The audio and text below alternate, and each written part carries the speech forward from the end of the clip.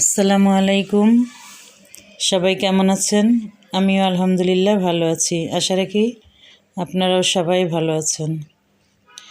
আজ যেহেতু শুক্রবার, গতকাল একটু বিজি ছিলাম, এজন্য ভিডিও মেক করতে পারিনি।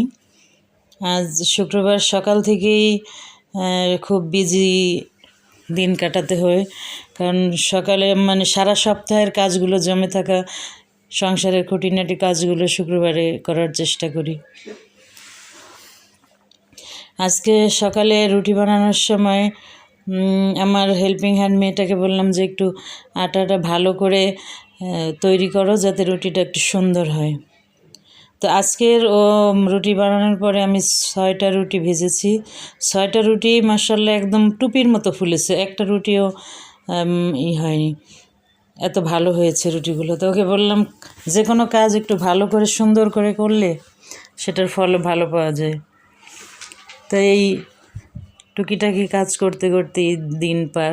আজকে 2টা রান্নার রেসিপি আপনাদেরকে দেখাবো।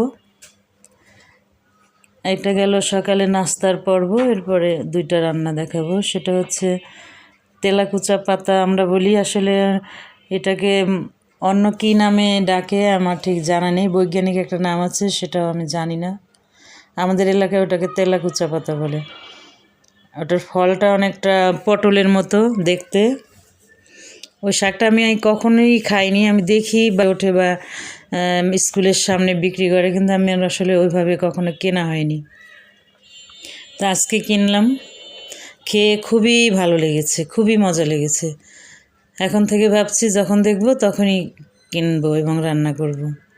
এটা সেই তেলাকুচা পাতা, একটু বেছে নিয়ে তারপরে ধুয়ে নিচ্ছি।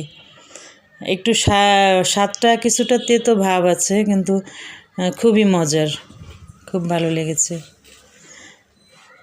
তো যারা অ্যাডমিশন টেস্ট পরীক্ষার্থী আছো তাদের কি খবর? তারা একটু ভালো করে মনোযোগ দিয়ে পড়াশোনা করো, যাতে ভালো করতে পারো। সবার জন্য শুভকামনা থাকবে। মন দিয়ে চেষ্টা করো, মন দিয়ে পড়াশোনা করো, অভীষ্ট লক্ষ্যে অবশ্যই পৌঁছাবে ইনশাল্লাহ। যাই হোক, শাকের মধ্যে এখন রসুন দিয়ে দিচ্ছি, রসুন আর হচ্ছে কাঁচামরিচ কুচি আর লবণ। এরপরে ঢেকে দিয়ে সিদ্ধ করব, তারপরে তেলে দিব। আর তেলে দেওয়ার সময় দিলাম শুকনো মরিচ। এই মরিচগুলি অনেক ঝাল, এই জন্য একটা মরিচকে কুচি কুচি করে দিয়েছি, আর যেহেতু আগে কাঁচামরিচ কুচি দিয়েছি তাই। এরপরে একটু সামান্য রসুন কুচি দিব আর পেঁয়াজ। এগুলো লাল লাল করে ভাজা হয়ে গেলে শাকটা দিয়ে দিব। আজকের এই শাক ভাজিটা এত ভালো লেগেছে, খুবই মজা হয়েছে।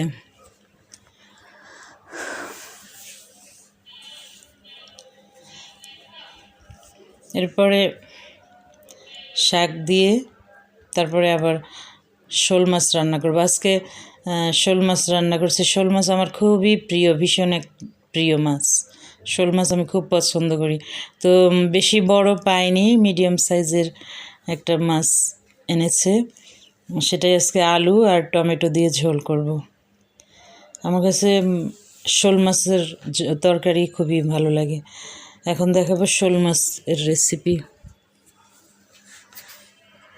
প্রথমে দিয়ে দিচ্ছি পেঁয়াজ বাটা, রসুন বাটা, আদা বাটা, হলুদ মরিচের গুঁড়া, জিরার গুঁড়া, পরিমাণ মতো লবণ, সব কিছু দিয়ে মশলাটাকে ভালো করে কষিয়ে নিব।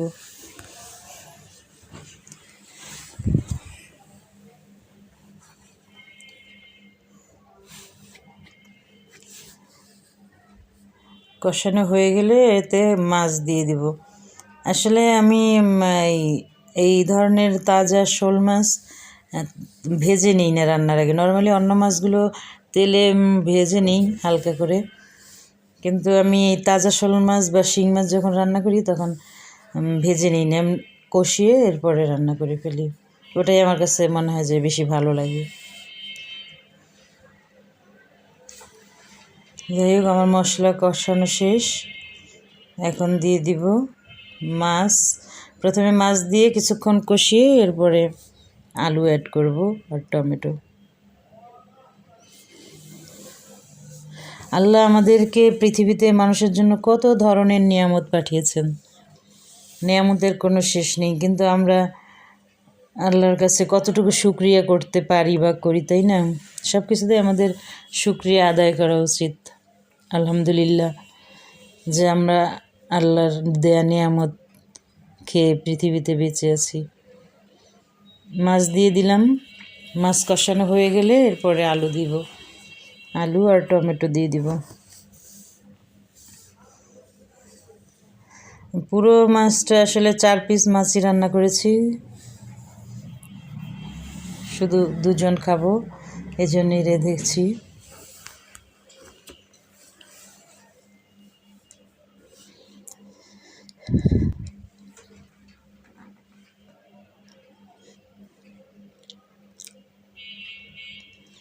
দিন দিন কেমন যেন সবাই মনে হচ্ছে দূরে সরে থাকতে পারলেই বাঁচে, এমন মনে হচ্ছে। পরিচিত বা আত্মীয় স্বজন, কেন জানি না, সবাই কি নিজেদের প্যারায় আছে নাকি মনের অসুখে ভুগতেছে, এটা বুঝতে পারি না আসলে।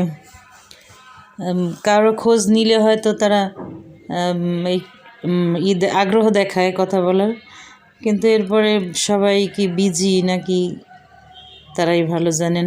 যাই হোক, সবাই ভালো থাকুক, সবার জন্য দোয়া রইল।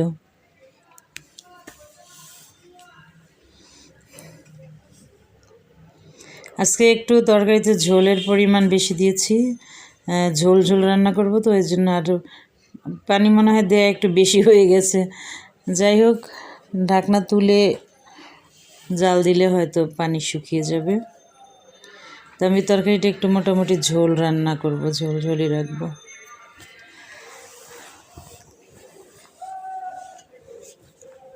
আজকে আমার মেনুতে এই তেলাকুচা পাতা শাক ভাজি আর শোল মাছের তরকারি আর হচ্ছে গরুর মাংস ভুনা করেছিলাম। তো গরুর মাংস ভুনাটাও ভাবে আর করিনি, দেখাইনি, ওটা এমনি তরকারিটা আপনাদেরকে দেখিয়ে দিব, সমস্যা নেই। এরপরে মাছ হয়ে এলে দিয়ে দিব ধনেপাতা আর হচ্ছে কাঁচামরিচ। এই শীতের দিনে সব ধরনের ঝোল তরকারিতে একটু ধনেপাতা না দিলে মনে হয় যে রান্নাটা অসম্পূর্ণ থেকে যায়। ধনেপাতা খুবই ভালো লাগে, ধনেপাতা টমেটো।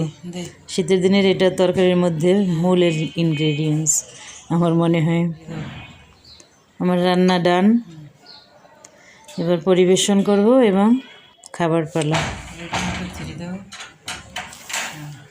আপনারাও সবাই নিশ্চয়ই শেষ করেছেন, এখন খাওয়া দাওয়া করেন, সবাই রেস্ট করেন আর সবাই ভালো থাকেন।